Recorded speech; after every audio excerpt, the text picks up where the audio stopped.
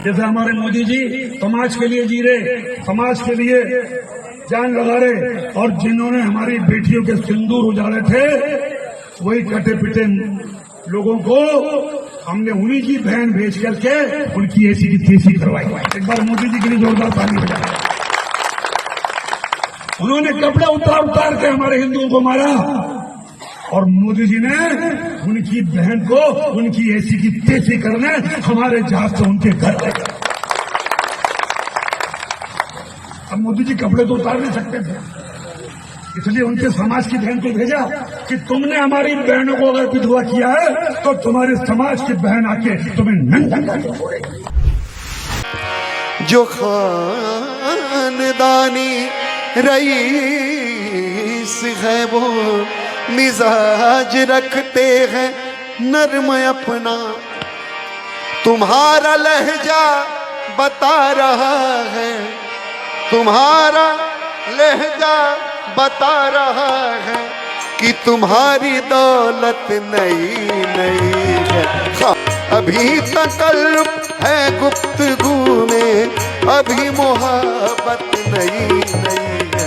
खामोश लब है झुकी है पलके, दिलों में उल्फत नई नई है। खामोश लब है झुकी है पलके, दिलों में उल्फत नई नई है। 70 वर्ष के दौरान अनेक दलों की सरकारें आईं, लेकिन हर सरकार ने विकास की गति को जारी रखा। सभापति जी, हमने IITs बनाए, इंडियन इंस्टीट्यूट ऑफ टेक्नोलॉजी, हमने IIMs बनाए, इंडियन इंस्टीट्यूट ऑफ मैनेजमेंट, हमने एम्स जैसे अस्पताल बनाए, all India institute of medical sciences, हमने अंतरिक्ष के क्षेत्र में विश्व प्रसिद्ध संस्थान बनाए। पर पाकिस्तान वालों, आपने क्या बनाया? आपने लश्कर तैयबा बनाया, आपने जैशे मोहम्मद बनाया, आपने हक्कानी नेटवर्क बनाया, आपने हिजबुल मुजाहिदीन बनाया, आपने आतंकवादी ठिकाने बनाए, आपने टेररिस्ट कैंप्स बनाए। सभापति जी, हमने स्कॉलर्स पैदा किए, हमने साइंटिस्ट पैदा किए, हमने इंजीनियर्स पैदा किए, हमने डॉक्टर्स पैदा किए। पाकिस्तान वालों, आपने क्या पैदा किया? आपने दहशतगर्द पैदा किए, आपने जिहादी पैदा किए। है बिजली गुल बेइज्जती फुल, मिट्टी ना चुल के छपरी फौज तुम्हारी है, ये परमानेंट भिखारी है। पाक की खाक तैयारी है, ये परमानेंट भिखारी है। जपे अमेरिका की माला, चीन ने टुकड़ों पर पाला। युद्ध हो या फिर हो क्रिकेट, हर दफा हमने धो डाला। खत्म है डाटा, बचा न आटा, तरक्की टाटा कई देशों की उधारी है, ये परमानेंट भिखारी है। पाक की खाक तैयारी है, ये परमानेंट भिखारी है। कटोरा और कटारी है, ये परमानेंट भिखारी है, ये परमानेंट भिखारी।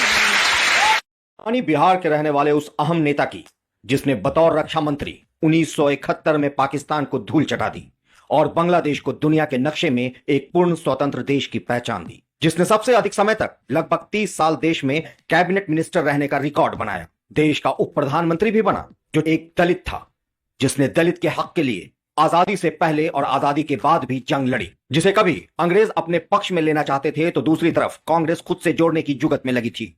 फिर वो कांग्रेस से जुड़ा, जब हटा तो इंदिरा गांधी से प्रधानमंत्री की कुर्सी छीन ली। जी हां, हम बात कर रहे हैं जगजीवन राम की, जिन्हें राजनीति के क्षेत्र में बाबूजी के नाम से भी जाना जाता है। इनका जन्म 5 अप्रैल 1908 को बिहार के आरा के चंदवा नामक गांव में हुआ था। एक बार इनके स्कूल एक कार्यक्रम में शामिल होने आए थे मदन मोहन मालवीय, वही मालवीय जिन्होंने बनारस हिंदू विश्वविद्यालय की स्थापना की थी। जगजीवन ने मालवीय के स्वागत में एक भाषण दिया। मालवीय उस भाषण से इतना प्रभावित हुए कि उन्होंने जगजीवन को BHU में पढ़ने के लिए आमंत्रित किया। उन्हें कक्षा में दाखिला मिल गया, लेकिन समाज में बराबरी नहीं मिली थी। मेस में बैठने की इजाजत तो थी, लेकिन कोई उन्हें खाना परोसने को राजी नहीं था। मगर उन्होंने हक के लिए लड़ाई नहीं छोड़ी। फिर राजनीति से जुड़े। इनकी पत्नी का नाम इंद्राणी देवी था, जिनसे इनके